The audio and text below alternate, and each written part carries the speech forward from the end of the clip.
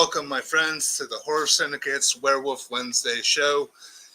My name is Seth, and I am addicted to werewolves. And as I was coming up with the schedule for the whole year for the topic of the show, I figured as we are approaching the 4th of July here in the United States, perfect opportunity to cover Silver Bullet, which I have some thoughts on. And tonight joining me is my good friend, Nathan Thomas Milner, artist extraordinaire. Hey, Welcome, Nate. thanks for having me. I'm crashing Yeah. the Wednesday show. Yeah. Honestly, you guys can join anytime. So if anytime you see something, unfortunately I couldn't get Ray for Werewolf Castle, but hopefully I can get you for Howlin' 3 in September. Yeah, so tonight we are going to be talking about the film Silver Bullet from 1985, as well as the novelette Cycle of the Werewolf from 1983. I chose this one because, for some reason, I know that Silver Bullet, it spans a couple months in a year. Essentially, the movie is from you could say the opening kill is June and it goes up to October. But for some reason, I always associate this as 4th of July. So I think the 4th of July elements are very, big in this. I don't know. Yeah. I have that association. This isn't my go-to 4th of July film. Of course, that'll be Jaws or Return of the Dead. But on the werewolf side, I don't know. It's just, for me, I always associate it with the 4th of July. So Yeah, the fireworks and all. Yeah. Yep. So, yeah, and I didn't want to just talk about the movie because I also want to talk about the novelette, which you also really liked as well. Yeah. And because I think it's really interesting how much they're different. It almost seems to me like the novelette was almost like a first draft or an early draft, and then Silver Bullet was the more fleshed out version of the story. Yeah. Yeah. So getting into it, I just want us to start off with our overall opinions on the film and the novelette, and if you have a preference of one over the other, and then we'll go from there. So how do you feel about Silver Bullet? You know, I've never said this and I've never thought it, but I've always said the American Werewolf in London is my favorite werewolf movie. But I don't know if that's 100% true. I kind of feel like I think an American Werewolf in London is the best werewolf movie ever made, hands down. But I think Silver Bullet might be my favorite werewolf movie. Just because I think it was one of the first ones I ever saw. And I think the dividing factor of it, because I think my top three are these two and probably the original Wolfman. And I think the reason that I'm leaning towards Silver Bullet, and Silver Bullet's the least, it's not the best out of those three movies. But I think what it is it's the most relatable because that's what always drew me to Stephen King. It's what inspired me to write and make my new film that I made, and Silver Bullet played a huge influence on this new film of mine. It's America. Stephen King captures Americana, and the movies that really tapped into my that I consider some of my favorites are the movies that are very American. Halloween, Nightmare on Elm Street. There's Suburbia. I grew up in Suburbia uh, in the '70s and '80s. So when I see Halloween, I almost feel like I'm back in my childhood because that's how my streets look. That's how Those are the neighborhoods I grew up in. Those are the streets I went trick or treating on, even though there's no leaves. you know. But and I don't know if that's because John Carpenter's from Kentucky as well. So, but anyway, when I think of Silver Bullet, it's pure America, small town America. I can't relate to being in London. I've never been to London. I've never been backpacking across Europe. I've never. I can't relate to David and Jack's story, but it's a great story. It's a great movie, great story. Um, can't relate to the Howling. I can't relate to the Wolfman, but I can relate to Silver Bullet. And I think that's where Stephen King has always won me over, and I think that's why I like Silver Bullet so much. Um, so yeah, I kind of feel like this is my favorite werewolf movie for those reasons. So yeah, that's Yeah, I mean that's pretty fair because like I grew up with this movie. This was like pretty much like the first werewolf movie I ever saw. My parents had the VHS, and like we would watch it like all the time. And it is so it's a movie that has a special place in my heart. Um, uh, it's definitely within my top 10. But it like even at where it's at in my ranking list, I still call Silver Bullet one of my favorites. Um, it's just hard having loving so many different werewolf stuff, but and then you bring up a point too about like Stephen King's writing, and it's like anytime there's like a Stephen King story or film, it's like it, this is like my town. You know what I mean? Like these are like everyday people in like a small town or whatever. Like so, it's very relatable in that aspect.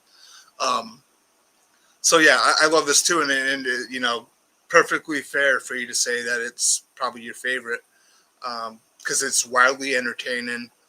I think it's great from beginning to end, in my opinion. I got some flaws with it, of course, but like I think it's just a really solid werewolf film. It's definitely, obviously, directed and cinematography wise, probably not one of the best. But well, it's funny. Like the guy that directed it is the only movie he ever directed. He directed a lot of television, and he's directed some of the best television. Um, yep, I can't remember the shows he worked on, but they were big shows like I think he did some episodes of Supernatural. yeah, Supernatural. I think he did some. I could be wrong. Shit, I'm not going to make it up. I know there were a couple big shows he directed several episodes of, but ever since this, he's been working regularly in the television series. And that's the thing. When I watched the movie, I just watched it again today just to kind of get it fresh on the brain. And I ragged it. Of course, it's become part of the running joke that I've ragged like the cinematography and the lighting on the film. And it's still not. I mean, there's moments in it that are well lit and well shot and well handled. Um, and it's not that poorly directed. It's directed fairly well, but I've kind of written that off as the charm of it. It has, speaking of television, it does have an '80s made-for-TV movie kind of feel to it and look to it, and I like that, like the Dark Knight of the Scarecrow, that type of film, where it's not totally cinematic, but because of there's something about the charm of. I mean, that's when I grew up, and that's how television was. That's how the soundtracks were. That's how. But then again, there are. I was really paying attention to the cinematography and the direction today and the performances, and I forgave it a lot more. I thought maybe I've been a little too harsh on it. I mean, I mean, I read today that Roger Ebert really liked it. Like he didn't shit on it. He thought it was good, and I think. Well, I think his exact quote was like, "It's one of the funniest movies he's ever seen." It's funny. It is. It's very funny. It's like because it's so the humor of it is we've never seen a werewolf do the things that this werewolf does. You know, like climbing up, lattice work on a house and using a baseball bat, and like there's things that he does that are more human. I mean, you could almost say he's more like Lon Chaney's werewolf than the American Werewolf of London or the Howling, where there's Well, I still a definitely, man there. yeah. Well, I definitely want to like get into in a little bit later the whole thing with Reverend Low, because I think that is actually pretty damn interesting. Um, but we'll go through that in a little bit later. Now, uh, when was the first time that you read Cycle of the Werewolf? Um, it was probably sometime in the '90s. I probably saw the movie when it came on cable. And I remember the first time I saw it because I remember how, again, I wasn't very versed in horror. I'd seen like Poltergeist and the Twilight Zone movie and stuff like that, but I didn't watch a lot of horror. But I remember watching this movie, and I remember how I can remember the severed head in the beginning of the railroad, worker, Yeah. being very shocking and alarming to me. Wasn't used to seeing a fucking severed head on a movie screen, and then I also remember like the pregnant young woman and her death, and that wide shot of her laying on the bed dead, and her mom coming in. It's funny. My imagination remembered it being just so much worse than what it is. It's really just the actress laying there with blood splattered on her. There's no blood in the room. There's no. It's kind of like I just when I see every time I see that shot now, I'm like, my imagination was so worse from what I remember when I first saw it. And again, it was because my young, impressionable brain wasn't used to seeing images like that. And so to see that was alarming to me. But the book, I probably read it in the '90s, and the thing that really stood out to me were Bernie Wrightson and Jim Lee are my two favorite artists of all time. Probably like my biggest influence, and so to get and nobody does horror better than Bernie, and in fact, when I did the cover for The Howling for Scream Factory, um, one of my favorite reviews or compliments on it was that they said that the werewolves on my Howling cover were reminiscent of Bernie Wrightson. So that meant a lot for me because I really love Bernie's work. Mm-hmm. And I like what I always loved. Like my favorite thing Bernie ever did was when he illustrated Frankenstein. And so it's kind of like he's doing that here, where he's picking these key moments in the story and giving us a visual in the way, and they're very simplistic. They're very, yeah. I mean, that's just a cool shot. This is the police officer getting killed. This was my favorite piece of art in the book. I mean, the art is great all across the board, but like this one was my favorite. Yeah, I like the one where he's on top of the truck too, where he's got the guy. Did I pull that one up? I can't remember And now. that one there's actually Frank Frazetta, who's another favorite artist of mine. that one. Oh, There. that's not Bernie's. No, that's a Frank Frazetta, who is Oh, another like in my top 10 artists. But there's one where he's on top of a red truck where he kills the guy that's having an affair on his wife. I think staying out of town. But yeah, the way the Cycle of the Werewolf came about was Stephen was approached to do a calendar, mm, and so every month would be a short story that would be a year-long thing, and Bernie was doing the images for it. And Steven, of course, being long-winded as a writer, had trouble condensing down the chapters. That's one cool thing about it, though, is until you get to about the midway through the book, the chapters are like a page and a half long. They're very short, brief, and it's usually just a murder. It's like people dying and whatever. Well, Like, and that was really cool. But he just realized he couldn't do it that way, so he just scrapped it and decided to make it a novella, and still was able to keep Bernie Wrightson his drawings involved. yeah, well, because like in his foreword, he mentions how like he didn't really love the idea at first, and then once he created the July section, which was when Marty Kozlov is properly introduced, that's when he kind of found his stride um, with that You story. kind of realized there was more to Mm-hmm.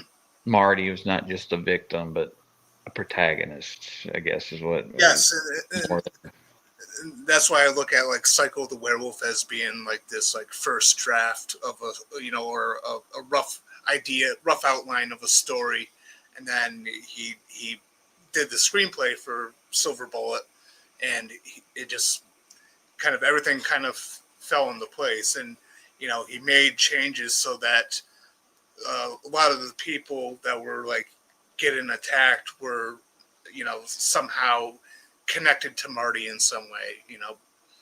Brady being his friend in the movie. Uh, the the guy that his parts hurt, being the the father girl. of this girl that Marty likes. Like, so he connected everything together, which I think was pretty cool. Yeah, and it's, I guess that comes out like Stephen King's the kind of writer, I believe, right, that he just starts writing. He doesn't have a plan. He doesn't have it structured out. He just lets it flow and come out. And so I could see how him getting to Marty and realizing, oh, there's more I want to tell about this kid and his story. And that, again, funny, go back to my latest movie, that happened on that because I wrote the original initial script was the third act of my movie. And then I realized there's more to it. And then I went back to start it as a feature. And when I opened it with an old story, and when I wrote the beginning, I realized that one of the characters that was in that first part was the protagonist. Like, oh, there's more to tell about this guy. This guy is now one of the heroes of the story. And that wasn't planned until it comes out in the writing. And so it's a risky way to go about it. But like you said, once you get into a screenwriting process, then he can fix what he didn't do in the book. He can embellish, or he can, especially in film. Books, you've got a lot of liberties. With film, you want to have those setups and payoffs. So, like I said, making those connections. Because you couldn't film the movie, you couldn't film this book the way it was written because it's too vignette. It's like, Yeah. you don't know who these people are, and you have to have the connective tissue, like you said, like you explained, of how Marty's connected to these people, how we meet these people. And that's another thing about Marty, and also, I never thought about it, but like right after this movie came out was when It was published. And there's a lot of parallels between this, and I think this movie gets overlooked, or this book, in that, like Steven has said, like the best protagonists for horror movies are children. And because children don't have to stretch their imagination to believe in monsters, right? Like adults kind of doubt it, second guess themselves. But in Marty's world, it's like, it's a werewolf. It's a monster. And of course, his uncle, and he tells him like, yeah, I guess it's a monster. Yeah, like no, I don't really believe it, But the kids believe it, and I think that's the charm and what works for it, and what works for and why it when they're children is better than when they're adults, and why like the Monster Squad works so well, and things where uh, Marty believes in this thing. And it's just and like we can't go to the adults; they'll just laugh at us. So there's that was what's really cool about those type of horror films is like you have these heroes who are on their own. They can't go to talk to anybody else. They don't, and that's part of what made Nightmare on Elm Street work. Was Wes Craven said, the parents aren't listening to the children. They're saying, "Hey, this guy's in my dreams," and he's like, oh, "Okay, we got to get him help. He's nuts." But it's like, no, the kids are like, "No, this boogeyman's real." And so, um, in some ways, some people believe that Cycle of Werewolf was the kind of the ignition for it to come out of Steven, like the prep for it. Oh, that's very possible. Like he could have been right in there because again, he said that it was in the July section. So when he got to Marty, he kind of like he knew what he wanted the story to be, and that probably inspired him to do it. Is this character of Marty? That would make sense, definitely. And it's also like Marty's actually no one brings him up, but he's a really good protagonist for one of Stephen King's best protagonists. He's this kid who is crippled. He has a handicap, and he overcomes that, and he's able to take on this monster even though he's disabled. And of course, in the book, it's good, but like it's even more beautiful in the film where his uncle, is it Red? It's Red in the movie. Yeah. It was Al in the book. Is that what it was? Yeah. Yep. Yeah. And of course, a lot of that's Gary Busey, and I really do think that this is one of Gary Busey, if not Gary Busey's best roles. I think, and I think a lot of it when I was watching it today, knowing that Gary Busey was given liberty to ad-lib most of his lines, I think a lot of it wasn't scripted, and I believe a whole lot of it was just Gary being the cool uncle. Mm-hmm. And you can see it. There's things about his performance in this and the chemistry between he and Corey that feels so organic and real and not phony. And I think that it's because it was improv, because it was spontaneous and in the moment and just real. It's something you can't. And I always say that when I do films, like I write a script, but I always tell my actors, I like what I wrote, but my number one thing is that I believe you. So if you miss a line or miss a word or change or whatever, as long as it feels sincere and real and honest and truthful to what we're trying to do, I don't care if you ad lib or if you paraphrase what I wrote. And I think that's part of the magic of Gary Busey's performance in the movie is that he was allowed to be free of a script and just be Red and had this nephew and trying to make him laugh and trying to cheer him up. And we'll get into that. I know we're going to get more into it, but there's a lot of good in this movie and in the book. But the book is really interesting because it is so short, and it does start off as just these kind of solo, one-off pieces until we get into Marty. Yeah. Follow him. Now, like some of the other differences is, and I wanted to ask you how you feel about this. Like, which version do you like? Is definitely Reverend Low, because in the novelette, he's seemingly unaware Yeah. of what's going on with his darker half, so to speak, until Marty starts, sending him uh, letters, and in the movie, it seems like he's very aware of what's going on, and he does have his moment where he does try to stop the lynch mob from going out. So, which version of Low do you prefer the version that knows, or the version who is kind of unaware? Well, and the book kind of gives us both, right? Because by the end of the book, he's aware and he accepts Yes. it. Yep.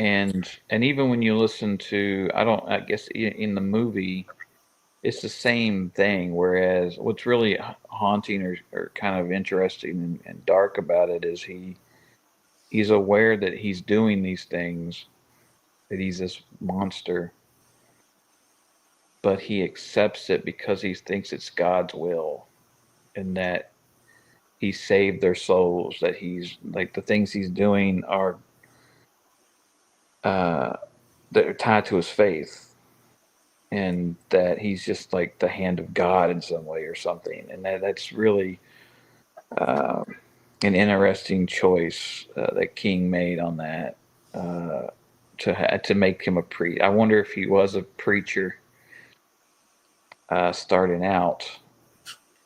Um, but like that, there's this real genius stuff of making him that, because like well, that great sequence in the movie where Jane's trying to figure out which one of them is the Yeah. monster, by going around seeing everybody collecting the bottles and the cans, and when she's exhausted and she's like, "Oh, he made this fool out of me."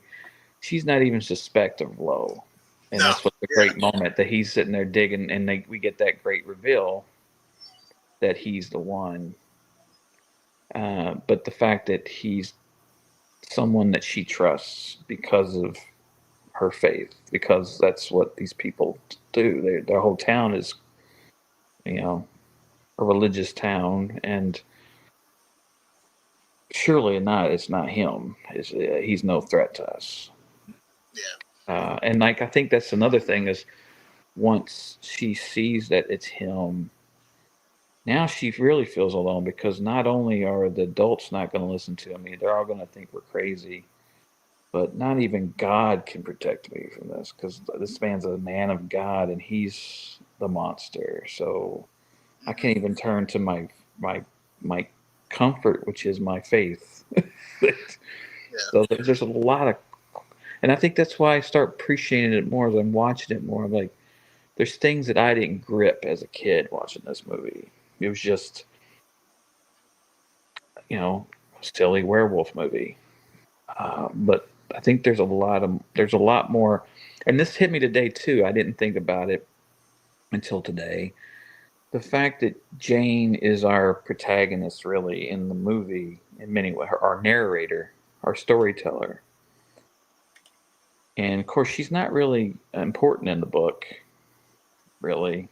Like, she's kind of a bitch in the book. It seems Yeah. like, Yeah. right? She's never like she's never like in a good light in the book. Uh, but in here, and of course, she has her trouble. He's a burden, he's a pain, he's a pest, but she becomes his biggest companion and helper. But what was really clever about having her be the narrator is that it opens up the possibility that Marty's going to die, or Uncle or Ed's going to die, because we think, well, it's surely he's not. But if he's our storyteller, we know he lives. But because she's talking about Marty, it could be Marty in past tense, which it is, but does Marty make it through this? So it removes the cushion that he's safe Yeah. for the viewer. I didn't really ever think about that in that context. Yeah, But yeah, there's a lot of. I think this movie isn't appreciated for how well constructed it is and how charming it is. How I mean, it's good Stephen King. It's the like, when I think of Stephen King, of course, Stephen King, you can't pinpoint him because he's his whole. I mean, but he's done so much. He's done so much stuff. But when I think of Stephen King, the first thing I think about is small town America and yeah, these small communities and these very realistic people, believable people. And this is, I think, one of the stronger ones of that. It's got a really great collection of characters, a yeah, good protagonist, couple good protagonists, and a good villain. yeah. So yeah, definitely. Just one thing I just want to mention. People are commenting. I will get to the comments. I like to personally read comments and read them out loud and respond to every comment. So I'm waiting for a little bit before I jump into comments. So don't think that I'm ignoring you. Um, Now back onto the topic of Reverend Low. One, I love Everett McGill. Yeah, He is what such a good underrated actor.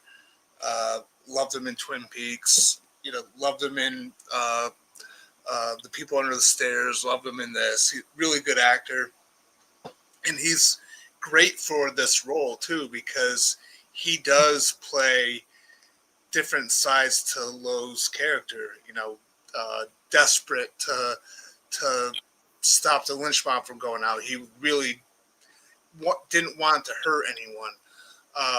You know, and then he kind of gets to his animalistic side after Marty finds out what he is. It kind of like pushes him to really embrace that dark side. And one of the things that you mentioned, one of the things I really love about this story and this character in general is the fact that uh, he, you know, became a werewolf by circumstance, but then he uses it uh, and he believes that he is helping people. Yeah, he's helping save their souls. yeah, Um, I really liked that explanation, like when he was talking about the woman in the house who was going to take all the pills and she was pregnant. Um, so I really like that aspect of it. And again, I think it's like a great performance from Everett McGill. And hi, kid, go away. um, hey, come on, foul mouth little fucker. Um, anyway, yeah, but Silver Bullet and Cycle of the Werewolf, I think it really the thing that I really love about it is the characters. I just mentioned how I really like Lowe and his dynamic. I think Marty was a good protagonist, particularly when I watched this as a kid. You know, like it was like around my age, and I was like, could relate to that. Gary Busey as Uncle Red, uh, really funny and over the top. I love Gary Busey in almost everything, and but I also liked that he did have a genuine side to him. Like he did very much care about Marty, and he was even if it was just sort of just I can't think of the word.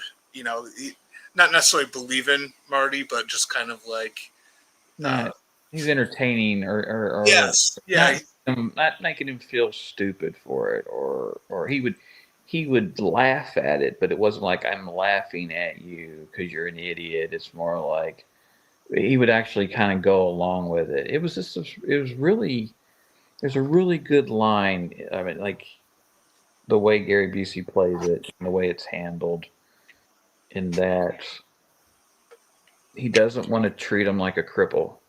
right, He doesn't want him to feel like he's defeated or he's not normal or I mean, it's this really beautiful fucking relationship that he has with, and but at the same time, Stephen King gives him that, you know, fault.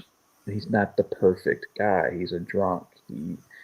I guess from his sister's opinion, a loser. You know, and I think he's someone who's probably been beaten up a little bit in life or failed a lot and had and maybe that's why he's a drinker and so he's just looking at Marty who's like, I don't want this kid to fall into those cracks. I want him to be confident. I want him to believe in himself. So when he like I just mentioned about Wes Craven talking about Nightmare on Elm Street and how one of the most important messages Wes was trying to say is we don't listen to our children. We should listen to our children. And Red listens to him, hears him. He just wants him to be happy. He wants him to have a fulfilled life. And while everyone else is looking at him like and it's a really good scene too, where he's arguing with his sister. It's very well written, very well performed. It almost feels one of the most serious parts of the film, and almost like it doesn't fit in the movie because it is such a dramatic the way it's handled and everything. Is like, yeah, like that's a better scene than the movie gets a lot in the movie.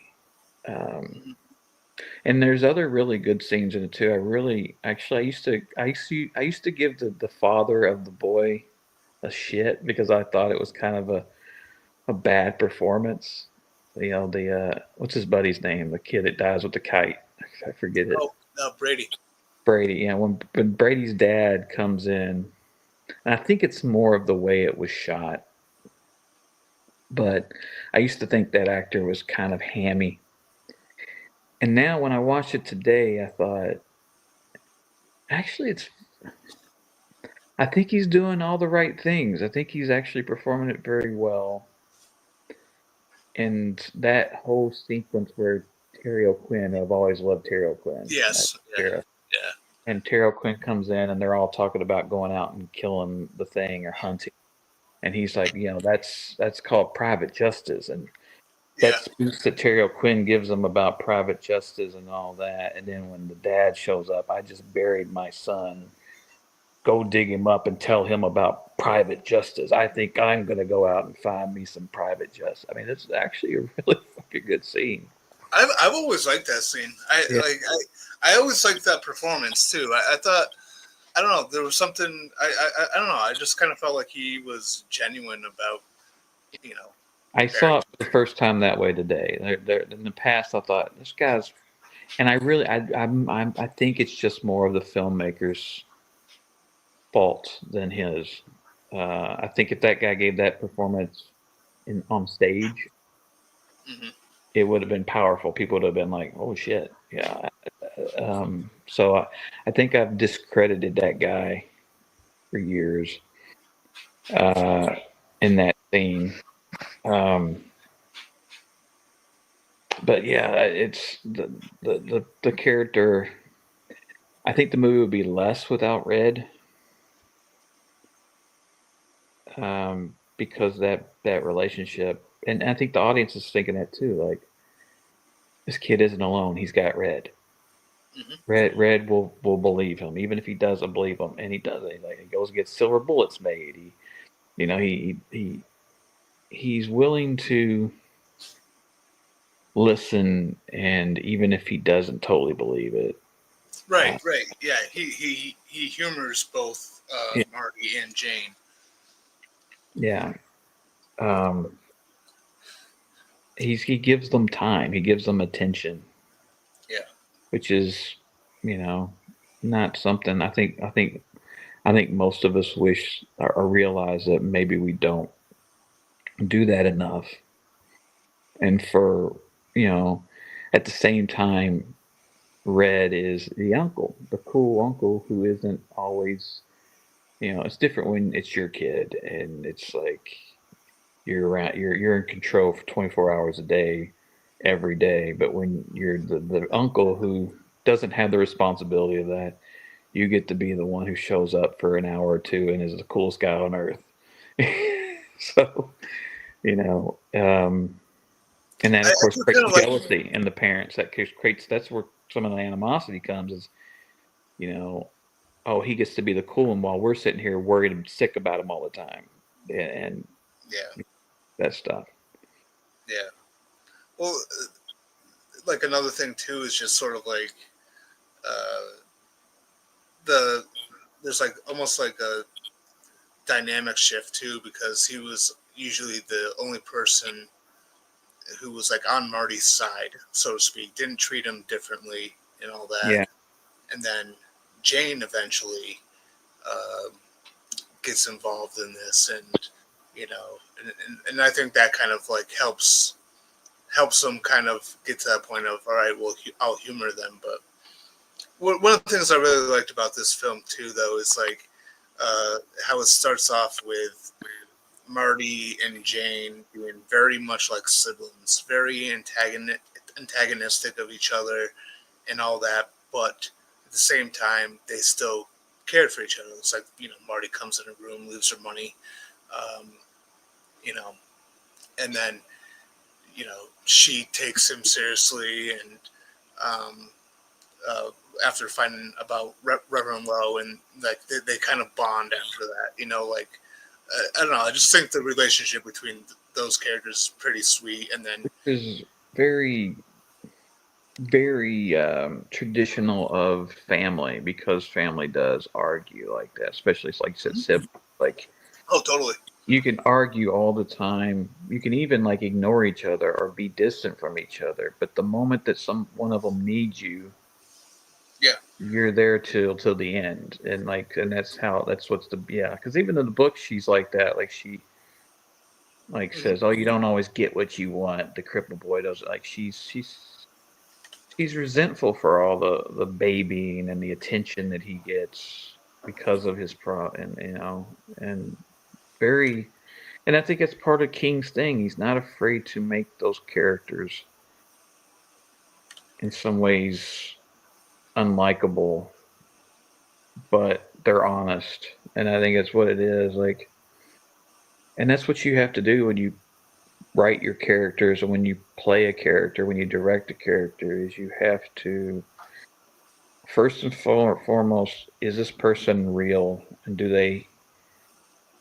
they're not all good, they're not all bad, uh, yeah, because that's not who any of us are. And I think Marty's not perfect. The things he does to her is shitty, like the snake yeah, thing, and all that. Like, and he's laughing about it, but he feels genuinely sorry. Like, and that's how it is. Like, it's all fun and games until you really actually hurt somebody, especially someone you actually love, and he loves her, and she loves him. And I think yeah, that's another big thing in this movie, is you do see how much love is there between them, and even the people in town. Like, you know, the weights of what the sheriff is dealing with. When he's carrying that kite and praying, going yeah. back to the importance of faith in the town. I love that scene, by the way, too. Like when Yeah. he's with the kite and he's praying. Yeah, really, really kind of hammers home the horror of it. Yeah, it's actually, I would love, I think out of a lot of Stephen King stuff, and we're getting a lot of remakes now. I think that Silver Bullet or Cycle of the Werewolf would be a good remake. It's a movie I would love to remake. Um, but at the same time, I'm like, would modern filmmakers make it too dark and serious? Because part of its charm is some of the humor. Like you said, Ebert thought it was funny, Yeah, like when they go out hunting, are you gonna make lemonade in your pants? Stuff like that, and my thing, like, oh, that hurts my parts. He's watching the wrestling guy. um but that's Stephen King though. Like, when you go back to like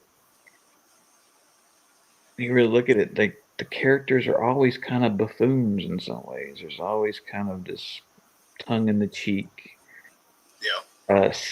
And that was how Tales from the Crypt and EC Comics, the stuff that probably inspired him a whole lot.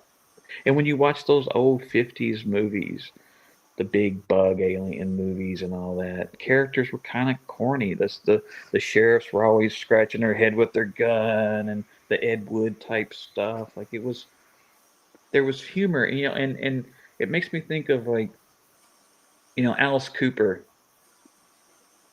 uh, was once asked about like Rob Zombie and Marilyn Manson, right? Like, who does he? I mean, he's toured with both of them. They're both kind of uh, followers of what he started, or even Screaming Jay Hawkins, maybe. But like what Alice did, Rob and Marilyn carried the torch with it. But Alice said Rob gets it because Rob gets that it's funny. Because Alice never went too dark or serious. Marilyn Manson is there to scare the fucking shit out of you and everybody else, but Rob gets the humor. And that's the thing about Rob's music and his movies. Maybe not all of his movies, but most, they're Dracula, all that stuff. It's like the monsters. It's like, you know, and even the Universal movies, we talk about the Universal monsters. They'd had their funny stuff. There was humor, and you watch Bride of Frankenstein, it's funny. You watch Son of Frankenstein, it's funny. You watch those movies. So I think King keeps that. He keeps that in there a lot of times, especially in certain films, certain books. There's always this kind of, we're having fun. That's why I like Maximum Overdrive. I like things like that because they're you look at them like they're B movies, but that's what Stephen King's doing. He's inspired by B movies. He's inspired by B horror. And there's nothing wrong with B horror. We can get his serious stuff like Misery or Shawshank or things like that, and they're wonderful and beautiful. But there's also that great fun that is you never want to lose. And Silver Bullet's fun. But Yeah. we're sitting here talking about the truthful, heavy reality and the love and things like that within it as well. And I think that's why I'm really falling like into that. This is my favorite werewolf movie because I can really enjoy this one. Whereas American Werewolf in London, it's funny. And John Landis again realized humor was a big part of it. What makes that movie fun, and The Howling's fun. Honestly, I never really thought about it, but like most of the werewolf movies aren't straightforward horror and dark. They're also like some of the best ones are funny. Yeah. Well, I think what works well for Silver Bullet, and like to your point, is I think there's like a pretty solid balance, right, of the horror, the heart, and the humor. Um, because there are scenes in this that like kind of terrified me as a kid. The guy being decapitated in the beginning, the woman getting attacked in her bedroom. There was something about that scene when she's getting attacked that like kind of terrified me as a kid, and I think it's actually a pretty damn good scene, in my opinion. It is. It's really good. I do kind of really like because there's a little difference between that and the novel. What's really interesting is that she wasn't pregnant in the book, was she? It was No, just that she was I think it was lonely. she was lonely, and it was Valentine's Day. That was the Yeah, it February was section. Valentine's Day, and she was lonely, and she actually welcomed the werewolf Yep. and embrace, Yep. which was very interesting. I think he made the right call cinematically to do what he did, Yeah. Yeah. to make it a horror scene. But there's something very on the page, very interesting of the embracing death, even though she instead of taking the pills and being suicidal that way, she's like, I'm lonely. I'll embrace this monster. Yeah. So I do like that part of the book almost more than the movie. But I think it was the right call to do what he did in the movie with the pills and Well, being being in the going back to the religious, heavy religious yeah. belief of I'm not married and I'm pregnant kind of thing. Yeah. Yeah. It worked better, I think, for the motivation that King was given, Reverend Low. Uh, so we have to talk about this. What are your thoughts on the werewolf? That's the big problem with the movie. It's that the teddy bear werewolf. Yep. It's pretty bad. Uh, I mean that's if the werewolf was if the werewolf was um, Rick Baker, Rob Bottin level werewolf, I think this movie would probably be more appreciated. But because it is, it's just it's look at that thing. Yeah. It's like thankfully we don't see and the thing is Stephen King told them we shouldn't see the werewolf very much and it should be in the dark and I think that goes back to the lighting decisions and stuff. But I think the head is just very large and the shape of it's just he looks more bear like and it's very low budget and werewolf costumes are hard but um that is the sore spot of it is that werewolf is kind of really goofy the Yeah. werebear stick. um, yeah. Like, so it's. I have like conflicting thoughts on it. So I don't like the look of the werewolf in this at all. I like the type of werewolf that it is. That it's the bipedal, very monster looking. Yeah, Um, but I also like very human because it's in the book he keeps mentioning how human it is. The hands are human but not human and yeah, things like that. yeah. So I like the type of werewolf that it is, but the design, um, maybe not so much with like the body. I think the body's fine, but it's the face. It's uh, the the muzzle, the snout. Like it looks more like a bear than it does a wolf. Yeah. But the flip side to that is it never really bothered me. Like my whole life watching this movie, uh, it didn't bother me that the werewolf looked like this. I just always accepted it. Like I like a lot of different werewolf movies where the designs aren't the greatest. Late Phases, I absolutely love and adore that movie. I'm not so big on the werewolf designs in that film. Yeah, they're Um, bad in that. yeah, but it doesn't hurt my enjoyment of that film. And likewise with this, like I don't like this design clearly, but it doesn't hurt my enjoyment of it. Does that make any sense? Yeah, absolutely. I don't think it bothered me growing up. It was more later on where you're like, whoa. But again, like, what Rick Baker and Bottin did in 81 was groundbreaking, but I didn't see those movies before I saw this. So this was one of my first werewolf movies. So to me, it was just a scary werewolf. Like I'd never seen this stuff before. I knew what the Wolfman was. I knew what Lon Chaney Jr. looked like.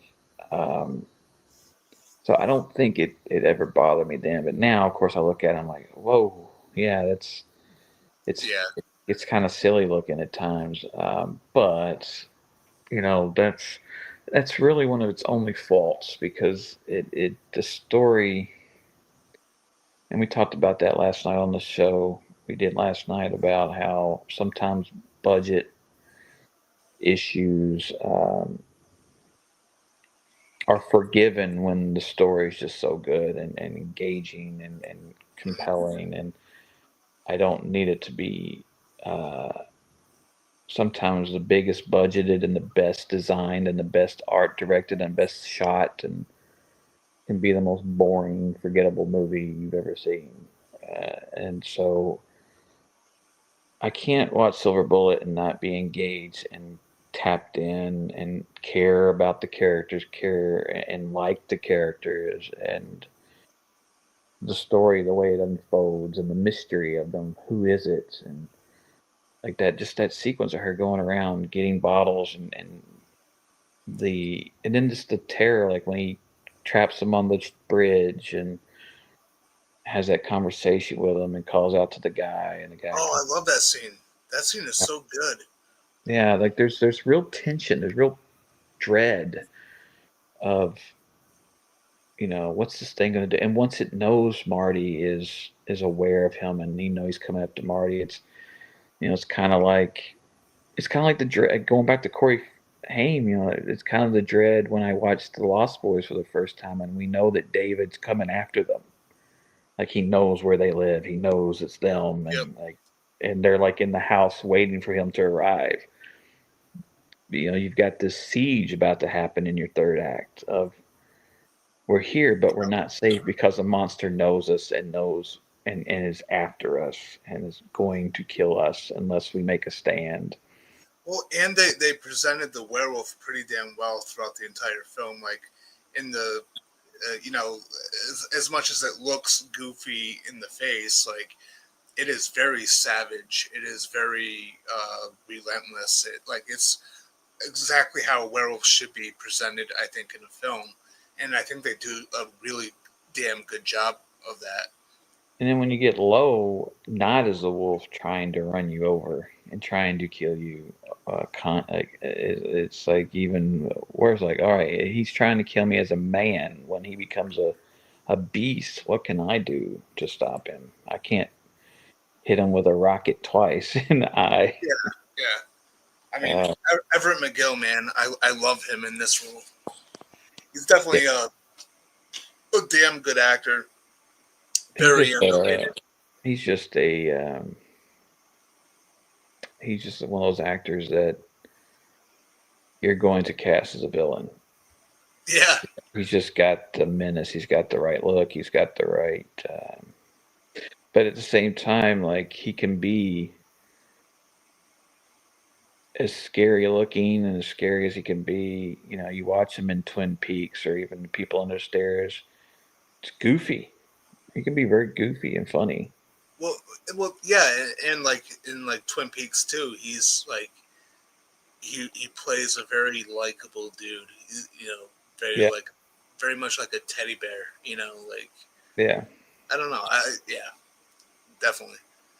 And again, I like the sister. I don't know her name. I can't remember the actress's name, but Jane. Oh, was it like Megan Follows or something like that? Yeah, something like that. Because I think I'd seen the Anne of Green Gables movies that she did before this, so she kind of had that already coming into the movie. Kind of that, growing up on Little House on the Prairie. Kind of that Yeah. Laura Ingalls kind of vibe about her. She Yep. just feels like the small town girl next door type. Um, And then all the other little characters around. The guy that plays the gas station attendant. I don't know his name, but he's got one of those great character actor faces. Yeah. You see him in a lot of stuff. Yeah. Yeah. And then, of course, Lawrence Tierney as the barkeep, like Yeah. the classic guy. I mean, of course, Reservoir Dogs is my third favorite movie of all time. So now, even when I didn't know who Lawrence Tierney was when I saw Silver Bullet, but now I know who Lawrence Yep. Tierney is. It's like, Yep. he is, just Joe Cabot, the Yeah. thing, and and then just like there's again, Terry O'Quinn again. Like I think this is his first horror movie. I think he only did like Stepfather movies and this, and that was the only horror movies he did. But he's always been fantastic. And I remember when he showed up on Lost as Locke, it was like, oh man, I love this guy. Yeah. Um, But yeah, it's all around a really good movie. We didn't talk about also like the original director was going to be Don Coscarelli. Um, that Dino De Laurentiis came to him and wanted him to do like the Conan movies or whatever after doing Beastmaster, and then they gave him the script to. But Stephen King wrote the script for Silver Bullet, or he hadn't. They gave him the calendar, Don Coscarelli, and he's like he had trouble adapting it. Like he's like, I don't think this can work as a screenplay. And then he met with Steven and he talked with Steven and Steven was really busy at the time and he asked him a lot of questions and he goes he's a really nice guy. Steven was wonderful. He said, but he actually called him or wrote him later and he had remembered all of Don's questions and had answered them and figured out things and had given him the way to do it. Mm-hmm. And so, but then Don just, I think he had to drop out of it. And so Steven wrote the screenplay and, but reserved some of the stuff that Don had brought up. Like Don, the whole fog scene with the hunters was Don Coscarelli's idea that they kept. But I kind of feel like, man, what if Don had directed this? Like, That'd be interesting. I would love to see what that would have been.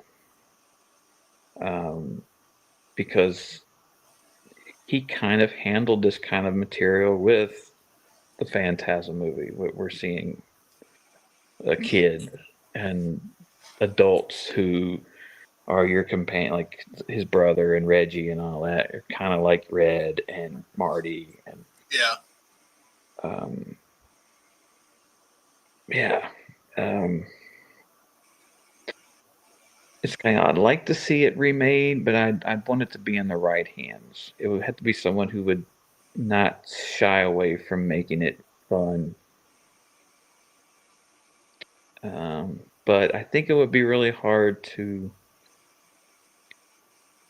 We haven't talked about it. Corey Haim was a great young actor, like a really good child actor.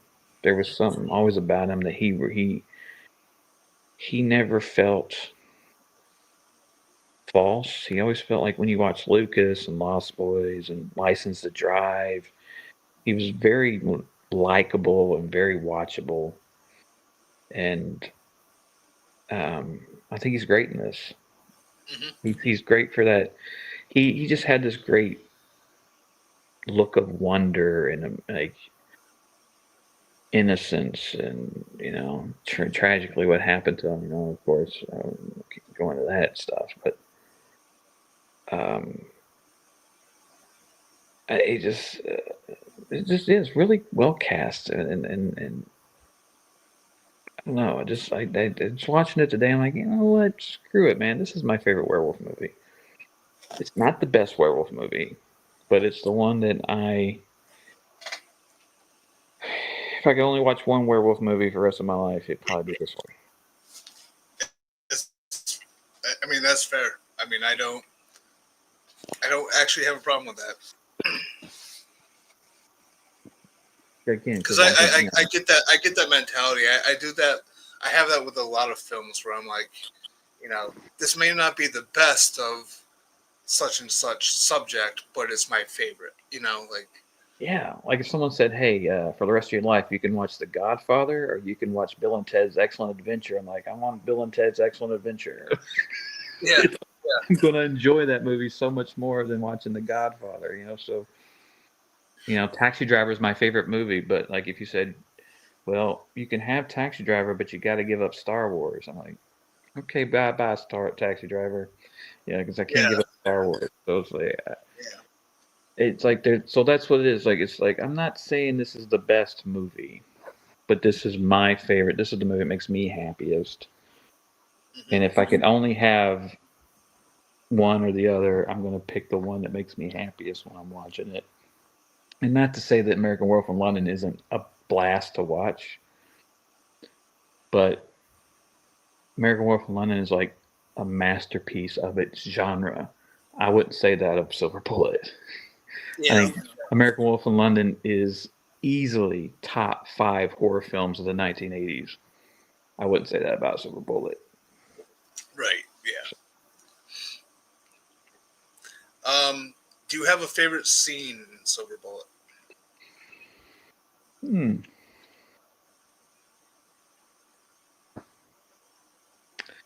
I guess my favorite stuff in it is just I really like the scene where Gary Busey just hanging out with him and making him laugh and being like, oh he always does that, that Yeah. and that when he's going up the stairs and he gets on the little thing and he's like looking at him making faces and Corey Haim it's just I was talking to an actress or my director. I'm doing Fiddler on the Roof right now. I was talking to her the other day, and in Fiddler on the Roof, I'm playing the constable, which is the directors have given me a good compliment. They said that most of the people who play this part are very boring. They do it very boring. Said, but you're giving this guy so much empathy and interesting stuff. The choices that I'm bringing, I'm giving them suggestions, and it's all about little moments. There's things that aren't on the page in a script, and you have to look at it and go, what can I do about this scene that really tells more than what I'm saying? And so I added things, and there's just little things that, and so right before like last week I was in practice and I added this stuff and we were doing these things. I won't go into what I did, but I get a text from the directors and they tell me that they were both crying after when we did it. And she said she goes, you've taught me, and she's an actress too, but she said, you've taught me the importance of little moments. And the other director that's working with her on it said he's starting to come around to it because of what you're doing. How important little moments are. And I said, my favorite scene in Jaws is a little moment. It's the scene at the table with the little boy. Oh That's yeah. a scene, Yeah. that's a scene that would be cut, but that's my favorite scene in Jaws. Yeah. Jaws is an amazing movie. It's not the Indianapolis speech. It's not like it's that scene, and it's a moment. It's a little moment, and it spontaneously happened. Roy Scheider noticed the little boy was doing it, and said, "Steven, come here, look at this," and they put it in the movie. Yeah. And it's such an important, and I get it. Like when I watch that scene, and when he says, "Give me a kiss, because I need it," like I think we as parents completely relate to that moment of Mm-hmm. no matter how shitty things are, our kids can make us forget about it for a minute, like, Oh, yep. and make us 100%. smile, right? And I think that's the beauty of that scene. So I think that's why I like that scene in Silver Bullet is it's beautiful. It's this real pure love between an uncle and his nephew, and also at the same time, let's not overlook mom, who is, as parents, we know would trade her spot with her son in a minute. That's all she's thinking about is my poor child. Why is he this way? Why did God do this to him? Why is he suffering? Meanwhile, he's sitting there smiling at his uncle. Life can still go on. Kids can adapt. Kids can Yeah. really adapt to whatever is thrown at them. Whereas the adults are thinking, she's thinking, how is he going to take care of himself as an adult? How is he going to, what is he going to get married? Is he going to have children? Is he going to, like, she's thinking about all of that as what we do as parents. And Uncle Red is just there to make him smile and laugh and have a good time. And it's just really, I think that's one of my favorite scene in the movie. Just because of the human element of it, the storytelling. It has nothing to do with werewolves. It's nothing to do with anything. Yeah. But I think that's, and again, a lot of that may not have happened if it weren't for, Gary Busey being allowed to be, he was a dad. Jake Busey talked about he was on set when they were doing that movie, Oh, no shit. and he became friends with Corey, and Yeah. he hadn't acted yet. Although I think I saw Jake. Jake played Gary's son in Straight Time. I remember seeing that, but he was young. He was very young. Him and Corey are about the same age. But it was watching Corey get to do that. He started feeling jealous about it, and that's what made him want to do it. He goes, "I could do this. This looks like fun." So, Yeah. but he was there during that. Um, But yeah, I think so. Gary was a dad with a little kid at that time too, and apparently, yeah. And the thing is, like, Jake goes on these convention tours with Gary to take care of him. Now Yeah, today. Um, yeah, I think that's my favorite scene. Was that scene between them? yeah. That's. I mean, it's a good scene for sure. That's a scene that always made me laugh. I don't know, just Yeah, like everything that comes out of Gary Busey's mouth in that scene. Like ever since I was a little kid watching this movie on VHS, like that always just made me laugh. That and what was it like? You're sending love letters to Reverend Werewolf or something like that. yeah, Whatever he says to telling Reverend Werewolf to gargle broken glass. yeah, Something like that. Yeah, yeah, yeah. They're all and they don't feel scripted. They feel organic, like the funny uncle who would say these things. And I have an uncle like that. My uncle Mark was kind of that uncle for me. We weren't close, but when he was around, it was fun because he was only 12 years older than me. He was the younger brother. He was the youngest of his family, and so he was the one who was like, still a kid in many ways, and he would play with us, and he would pick us up and throw us around the room, and he would make us. He was just funny. He was a funny uncle. And when he and my dad get together, my dad would suddenly become a kid again, and they would just laugh and joke and stuff. And yeah. I think Yeah. I Well, think it reminds me of Mark. it's funny that you say that because like uh, Gary Busey's character Uncle Red in this reminded me of my Uncle Mike, uh, who was larger than life with his personality, always laughing, making a joke of stuff. Sadly, he passed away like a few years ago from cancer, but I'm uh, sorry. yeah, but like he always reminded me of him. So yeah, it's Hopefully funny we that all have a. Hopefully we all have that uncle or that aunt that again they get to be the cool aunt, the cool uncle because they care about us, they love us, but they don't have to worry about us 24/7 like mom and dad do. So yeah, they're afforded to be the cool one, and I think that's a big part of this movie is that relationship.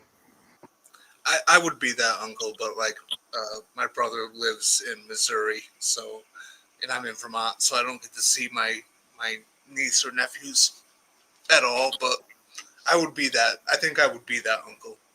I think I'm kind of that. I'm that uncle for my nephews. Like what my sister said. Oh yeah, they look up to you a lot and they think a lot of you, and they're you know. I mean, Hunter's been on the show. Yep. Hunter is following like my footsteps in terms of his film fanaticism, and he's making movies. And a couple of years ago, he told me like his top 10 favorite movies, and they were kind of my favorite movies at that age. Yep. Like, man, you're just like it's like little me. And so yeah, it's cool to be yeah. And my nephews were like when my oldest nephew, like I kind of helped raise them for the first couple of years, and I told him like you're what made me want to be a dad. Like when my love for you, my bond with you is what made me really want to be a dad. And that, you know, and part of that could be in the Gary Busey character. He's not a dad, and it's like so I get to be a dad when I'm around Marty. I get to take care of my kids. They're not. They're. I look at them as my kids. That kind of thing. Yep. Yep. Definitely. I'm gonna go through and read some comments because I have not brought any up. Okay. Um, so Sean Sheridan, he's been following the Werewolf Wednesday show, and he's been to his credit watching a lot of really crappy werewolf films because the ones I choose as topics. Uh, he's not a big fan of Silver Bullet, but he said Silver Bullet. I watched it again for fairness sake, and yeah, I still don't like this movie. Most of the acting is atrocious. I don't care about who the werewolf is. I liked that aspect. I liked that mystery aspect of who it was and the reveal. Um, I like the way that was shot too, where it was like the us, the audience, we find out before Jane does Yeah. because she's in the background walking to bring the cans, and there he is in the foreground looking at the camera, and we see the bandage over his eye. So the And thing, the acting is very hammy, but it's also very theatrical. It's very it is, it's exaggerated reality. It's not. No, this yeah, isn't. This again. This isn't Godfather. no, no, this this is EC Comics stuff. yeah. Yeah. Well, it's kind of like that with like pretty much like anything Stephen King. I think like Yeah. You watch his Salem's Lot. You watch Cujo. You watch those movies. Christine. yeah, like the characters aren't like the way they speak isn't quite always natural, but it's Yeah. very exaggerated, I think. They're exaggerated. They're stereotypical. Yeah, They're but that's what they're colorful, and that's what makes them colorful. That's what makes them memorable. yeah. So Sean says that this time around, Gary Busey didn't bother him. Oh, that's interesting. One thing that he's mentioned before on this show is that he didn't like Gary Busey in this, but apparently on his most recent rewatch, he actually likes him as the cool uncle. And Corey Haim as a kid, I don't like anything beyond that, minus a few nice things. Okay, fair enough.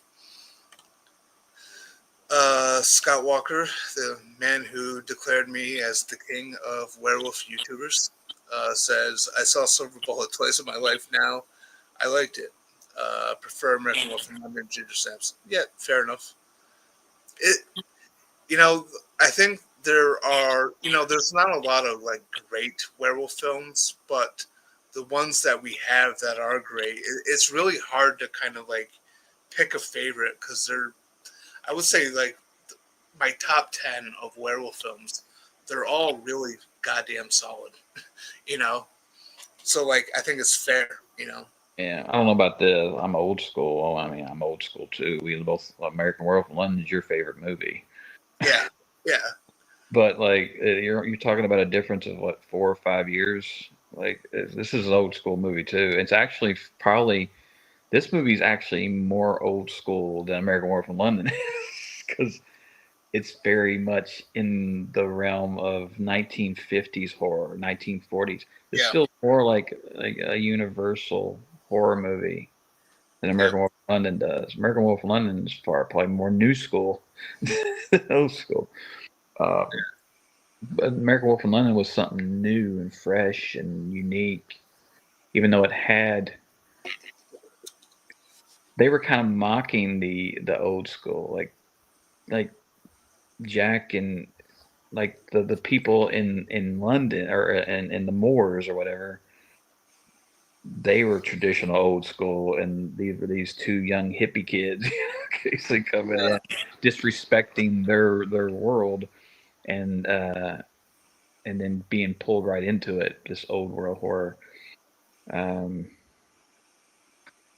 but yeah, I mean, I like both films, so oh yeah, I mean those are my two favorite werewolf movies, yeah. and the Wolfman, the original Wolfman. To, to, Again, to this is not better than American Wolf in London at all. exactly, but it's your favorite werewolf film because it's fun, right? Yeah. Um, to quote Tally from South Park, I choose both. Uh, Yeah. Ages of Film says, What's up, my loony wolf friends? I gently caress the like button for Seth and Ready to Talk Werewolves. He's always talking about smashing the like button. I tell him you don't have to smash it. So that's Correct. reference to that. Uh, has anyone seen Werewolf, the TV show? I have. I love it. Have you seen that? the show from the 80s? I never watched the whole series, but I do remember watching it. Yeah, but I don't remember too much about it. I think Chuck Oh, Connors gives a really fun performance as the villain. well, Chuck Connors is pretty fun. We got to get Keith. He the Rifleman fan. He's the Rifleman fan, yeah. Yeah, like I would go back to check it out, but yeah, I haven't seen it since it aired originally. Yeah, Yeah, and what was it, like 87 or something like that? I yeah. got like a kind of like a bootleg Blu-ray that has the whole series. I was supposed to be covering it for the show back in May, but then I had some personal issues and I couldn't do it. So, but if you do want to watch them, they are all available on like YouTube. Okay, I'll check it out again. At least pilot episode or something. Yeah, yeah, definitely. But I love it. Sean says, listen to your stories. I understand your love for this movie, but I'm not American, so I don't look at it from that perspective, and I have no nostalgia. That's fair.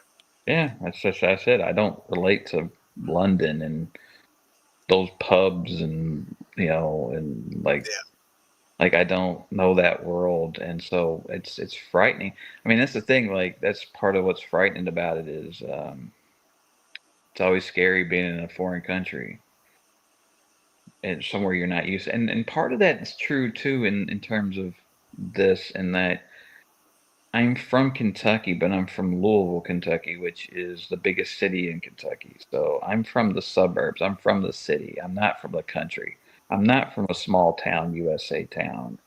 yeah, I know what those look like because my family comes from them and I've been there, I've visited them. But there's also a menace to going to the country for me because it is so isolated and quiet and the communities and all that. So there's that element. But London's a huge city, so they start off in the countryside and then end up in the city. And yeah. uh, but yeah,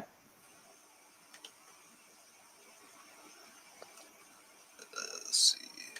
Yeah, it I mean, lasted like 2 seasons. It was from the 80s, but yeah. So Sean, he's from Ireland, I believe. He has a YouTube channel, and I follow him, and yeah, very, very Irish. So for me, it's just an okay movie that's dated. and Fair that's enough. totally true. It's very dated. It's Yeah, There's nothing you're not wrong on in it. It's very dated, and it is just an okay movie. Again, we're taught like the charm of it is, I saw it in 1986, and I was 10 when it came out. So I was 10 years old seeing it. It was scary to me. It was interesting. It was exciting. Now when I watch it, there's this nostalgia, of course. But yeah, it's dated. The music's dated, the acting's dated, the cinematography's dated. It feels like a 1980s TV show, which were not the best produced things. yeah. I love the score for this movie, by the way, though. I do. It's charming in the 80s way. Yeah, yeah. Coy Patterson says Silver Bowl is one of the best ideas of a werewolf. Yeah, we talked about that earlier. They're just like the idea of why Reverend Low is doing what he's doing as the werewolf. I think we both feel like is a very compelling idea. Oh yeah, it's great. Great story. I mean, and more interesting than American Werewolf London to me. Like story, I don't want to say that. Where American Werewolf is so Well, it's so so left field because of the choices that John, like the nightmares he's having and the things that he's seeing and things are incredible. They're so like no one thought to ever do that in a werewolf movie. Like they weren't traditional. It was a very fresh, new, and Howling was too. Howling's a very, very new, fresh idea. I mean, those. It's amazing those two films came out the same fucking year. It's just incredible. yeah, I know.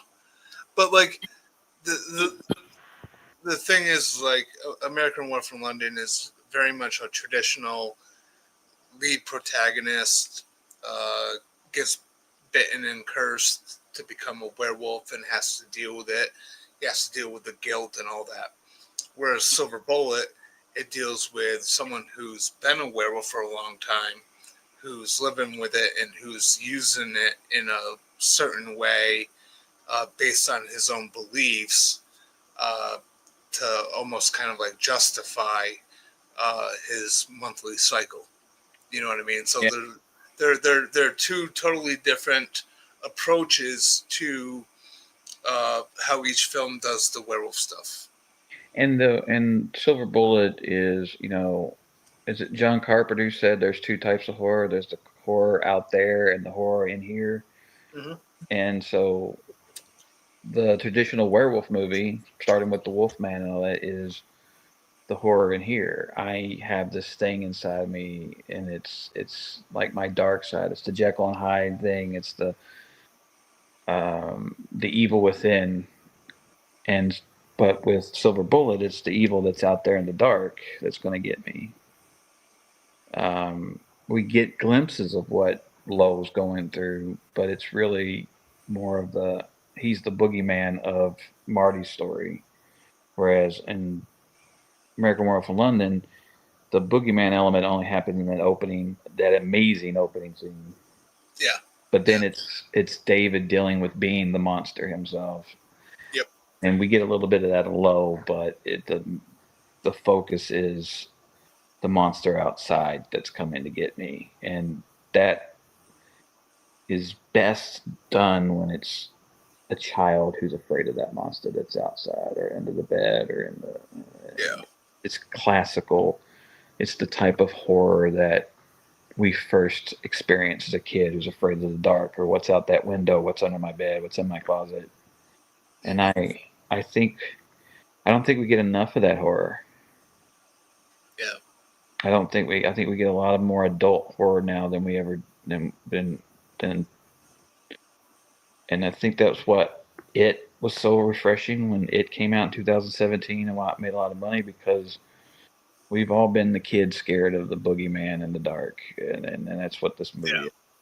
It's like even like the beginning of Cujo, like the little boy's scared of the dark and running into his bed, and then a real dog attacks him, but to him it's just a monster.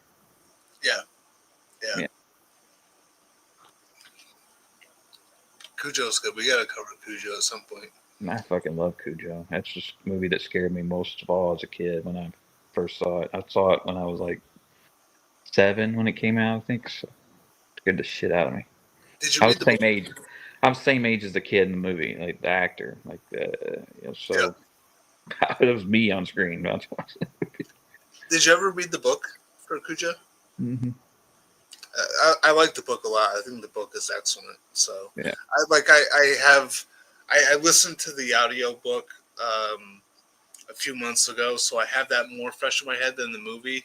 I do have the movie on Blu-ray now, so I do need to check it out. But I think at some point in the future we should cover Cujo. S. Michael says the scene where the werewolf beats the bartender with his own peacemaker was hilarious. Yes, it is. Yes, absolutely. He also says, along with Eyes of the Dragon, Psycho the Werewolf is a good introduction to Stephen King for younger readers. Yeah. Yeah. I have Eyes of the Dragon, but I never read it. I haven't read that one actually. Yeah.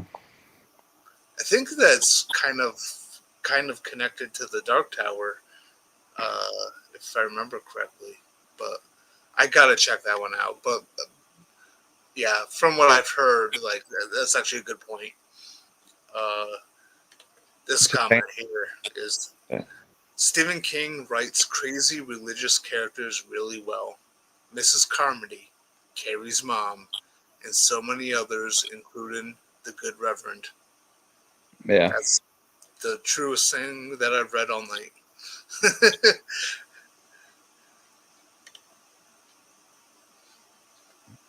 It's actually funny because that reminds me of the fact that so when I first watched Midnight Mass, when it got to that religious lady or whatever. I was like, this lady makes Mrs. Carmody seem normal. Like, I hated this lady so much. She's the staple in Flanagan's stuff. She's always into stuff. And then it's just ironic that he cast her as Carrie's mom for his show. The lady that was in Midnight Mass, not the lady that plays Mrs. Carmody, but the lady that I think is like worse than Mrs. Carmody.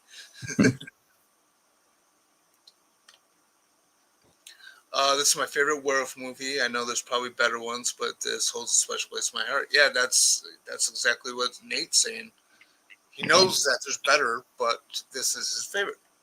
Yeah, again, like that's how there's always that distinction. Like Nightmare on Elm Street is my favorite horror movie. It's not the best horror movie ever made.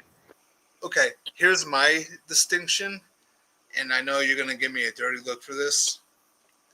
I know A Nightmare on Elm Street is the best film in the series. My favorite is A Nightmare on Elm Street 4, The Dream Master. Yeah, it's the funnest one. Yeah, exactly. Really, it is. Because, I mean, part 3 is fun, but it's still darker than part 4. Yeah. Part 4 is a blast. It's like Robert Englund said, he nailed it. It's the MTV Nightmare. Yeah. Yep. Yeah. It's the Hollywood one. I mean, you got a martial arts fight at the end. You got, you know, but you've got these really creative, total embrace of special effects. I mean, we've talked about that movie a lot, but yeah, I don't. You know, I said that today in the group chat. I'm not, you weren't on there, but I was like, you know, New Nightmare is a better movie than Dream Master and Freddy's Revenge. But I like those movies a whole lot more than I like New Nightmare. Yeah. I absolutely agree with that. Yeah. Ages of Film says, I do enjoy Silver Bullet, but not top 10 for me. Fair enough. But still very rewatchable. Absolutely. Silver Bullet is a completely rewatchable film. Gary Busey makes the film for me. Yes, he's awesome in it. Like I said it earlier, if it weren't for him, I don't know if it would be as strong as it was. Yeah. And then this comment here, I 100% agree with. Not a fan of the werewolf design personally. It doesn't look very scary. It looks pretty cheap. That brings it down a bit. Like, yeah, I'm not a fan of the werewolf design. Although it's never bothered me. It never bothered me to the point where it takes away from my enjoyment of the film. But yeah, I agree. Not very good. If that werewolf was good, the movie would be. It would go from a C to an A. Oh, totally. If they had like Rob Boutine's design from The Howlin'. Yeah. Travis Mitchell says, how's it going, guys? This movie's awesome. How's it going? This movie is pretty fun. Werewolf design is a big issue. Totally get it. Not sure if this is intentional, but it felt like they were setting up Gary Busey as a red herring to be the werewolf. I almost thought it was going to be. Did you ever think that? Like, do you recall, at least like your earlier days of watching Silver Bullet, if you ever thought that Uncle Red was going to be the one revealed? I mean, I could see that, but I don't. Because I don't think alcoholism and. Well, they don't ever show. They never pepper anything in there to suggest it. You know, like there's always those little things where it's to trick the audience, like the red herring. I don't know if there's ever any red herring moments in this movie where it's like, oh, maybe he's the guy. I think if you're trying to figure out who it is, you might start to suspect it. You know, like Scream's really good at that, where they just like make you think everybody's the fucking killer. You know, to look, the sheriff has the same boots that the killer has on, and look, you know, like there's all these little hints, misdirections, and I don't know if there's a lot of misdirections with Red in it, other than like the alcoholism, and he's not around. He disappears. But there's never anything in it that made me think maybe he is. Nah, I'm kind of in the same boat with that one. I think they did a better job of trying to make it more mysterious about other people in the town. Yeah, you got the Like, guy, the gun salesman. He's kind of the classic antagonistic. Oh, yeah, that's the guy that could be where he could be the villain.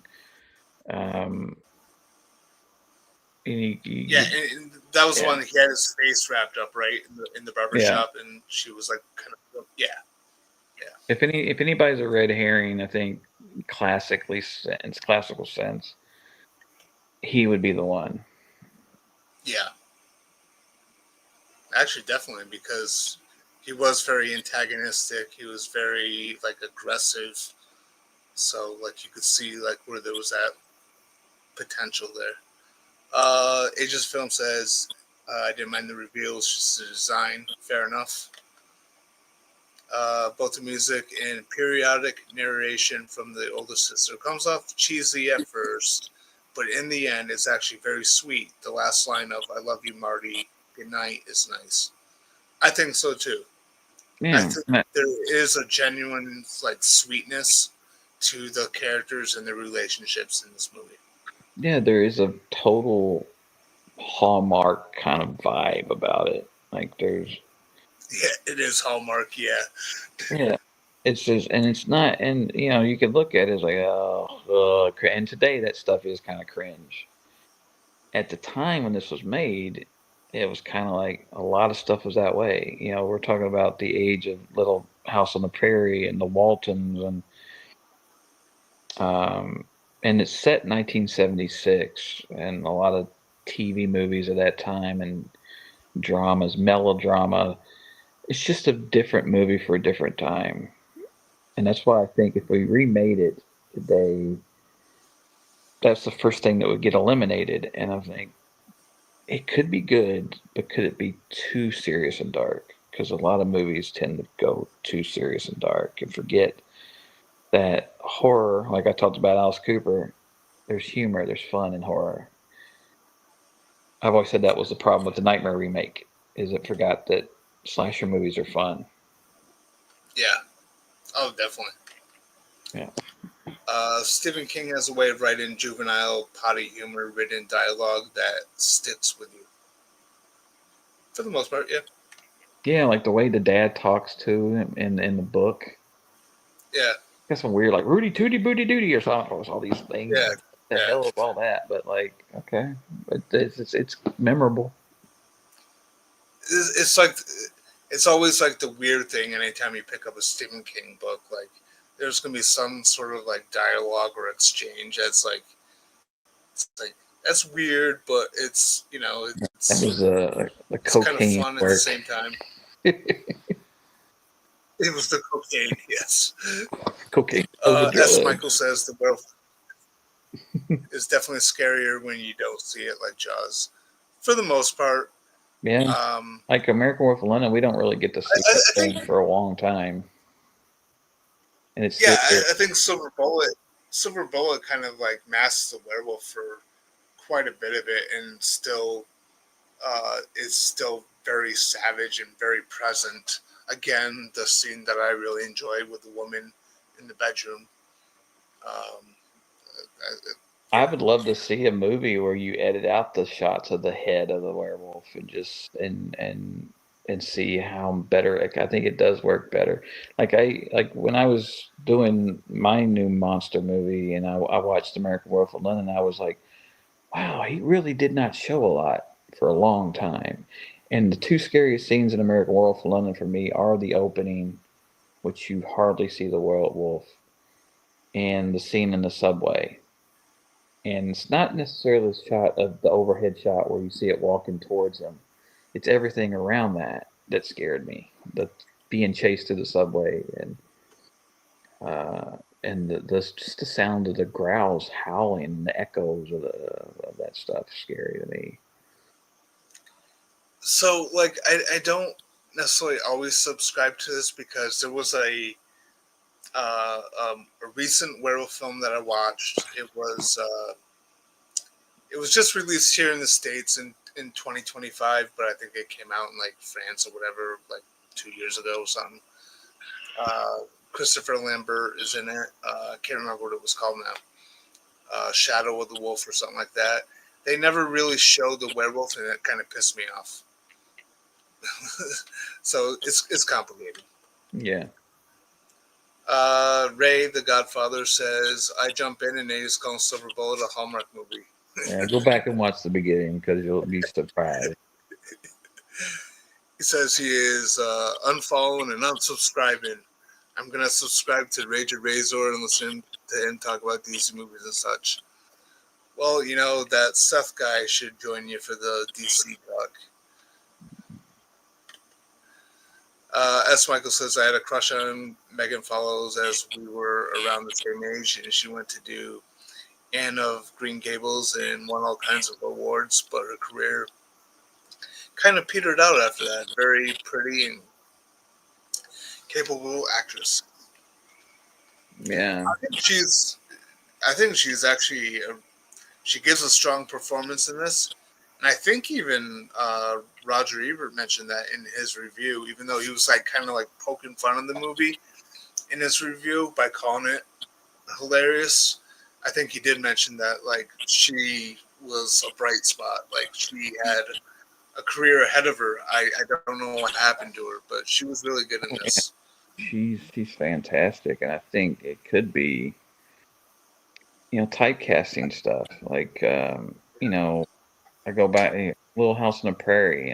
Melissa Gilbert didn't really have a big career after playing Laura Ingalls, and her playing in Anne of Green Gables, and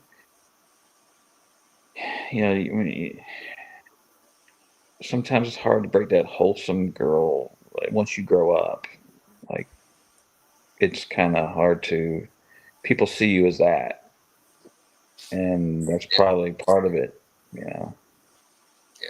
And I don't know what it happens. There's a lot of great actors that we saw in one or two films, and sometimes it was just like in a 2 or 3 year span. They did several movies we saw them in, and then they just completely vanish. You're like, whatever happened to that person? And it's like A lot of people seem to be eager to get out of Hollywood. that too. Like at that time, I mean, especially a young actress. I mean, Yep. she could have came to Hollywood, and all of a sudden, like Corey Haim, people were trying to sexually harass her, and Yeah. became too much, and she went back to Canada and made more Anna Green Gables movies. Those. Yeah. Like, I don't want anything to do with this industry. Yep. All right. One last comment. Seth, King of Werewolf YouTubers, you're now my number 2 favorite YouTuber, and the host on Tuesday sucks. He is the worst host ever. No cap. Hashtag no cap, as the kids say today. Okay. Fucking hilarious. You should have joined in for this, Ray. You son of a bitch. Talking about this Hallmark movie. Yeah.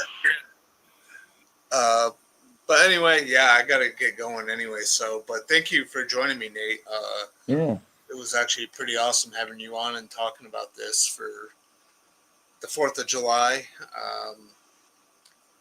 Again, feel free to jump on for any Werewolf Wednesday. Yeah, most of the time, the movies you're watching, I have never even heard of them. Because you were like the authority on werewolves. Like, I'm like, I don't know where he's finding these movies, but every year it's like, hey, my top 10 list, and my number 1 is this movie that I don't know what it is. Like, what is that? I was like, Werewolf Apocalypse or something. What was that? You're like, okay, and then you're and it's always funny because you're always like, it's not a great movie, but it's the best werewolf movie I saw this year. That's very true. It's very true. Well, cause I felt bad because what was it, like 2022 or whatever, when I sent you guys a message, I was like, hey, you know what? I liked Werewolf Castle. And then Ray went to go watch it, and I started thinking, wait a minute, he should probably know it's not a good movie. Yeah, there's times where like we're doing our list. I'm like, I think I was telling my wife today because she goes, "What are you doing?" I'm doing a podcast. I'm doing this werewolf thing that Seth does. He loves werewolves, and I love werewolves, but you fucking love werewolves. And I said he sees everything, and to the point where like at the end of the year, like Bones and all ended up like not making the list because no one but me saw it. But like Werewolf Castle made it because it was his number one. It's like, in what universe is Werewolf Castle better than Bones and all? I do got to point this out. To be fair, Werewolf Castle was not my number one that year. I know it wasn't. I know. I'm just joking. Yeah, Like, it was like werewolves or something, or like Blackout, which I loved Blackout or something. But like, it'll end up being like some really B werewolf movie that's good, Yeah. but not number one of the year kind of thing. And so like, I said, there's a little part of my heart that breaks when I'm like, man, this movie here is one of the best of the year, but like it's not even making the list because I'm the only one who saw it, and but I knew it wasn't number one, so I didn't make it number one. Yeah. And it just Meanwhile, left I'm watching off. like all these like shitty werewolf films. But at the same time, I always say that's what's beautiful about our show is like we're all different. If we all pick the same movies and we all like the same movies, there wouldn't be discourse and there wouldn't be exposure. Because I mean, to me, the benefit of watching a podcast like this is to learn about things that you wouldn't find yourself or like yourself, or I even watched so many movies because of like you guys, like that I absolutely fucking love. Like because of like Ray and Jared, like I found Demons, and I love and adore Demons. You know what I mean? There was mm-hmm. uh, quite a few movies that you recommended to me that I really enjoyed. Like so, like and like when we were doing our top 10 of the 2020s so far, when when I saw what all of our list was, I was like, that's really cool that we're all so different. Like, you know, we're not gonna agree with everything, and I think that's pretty. I think that's pretty cool. So Yeah, and that's what's I just love that there's an audience for everything. yeah, I don't get these people who want to fight about something and spend so much energy trying to convince everyone that the movie you hate should be universally hated or whatever. yeah. These people who are trying to ruin Superman because they like Zack Snyder more than Yeah. James Gunn, and it's like, can you just get a fucking life and move on? Well, hey, before you go, and if Ray is still watching, got this tonight. Brooks Nice. Drive-In. Got my Nice. Superman poster. Fucking love it. But anyway, I should probably get going. You probably should. Sure. Yep. Your wife's probably gonna kick your ass because she's not able to sleep yet. Yep. But anyway, thanks for joining, Nate. Very much appreciate it. It was a really fun conversation tonight, man. Definitely. Thank you. You're probably not going to want to join next week. I think next week I'm talking about Werewolves on Wheels. But when That's fun. I've seen it. Oh, you've seen it? Yeah, Werewolves on Wheels. Yeah. Oh my God, then you got to join me for that one. Anyway, have a good night. You too.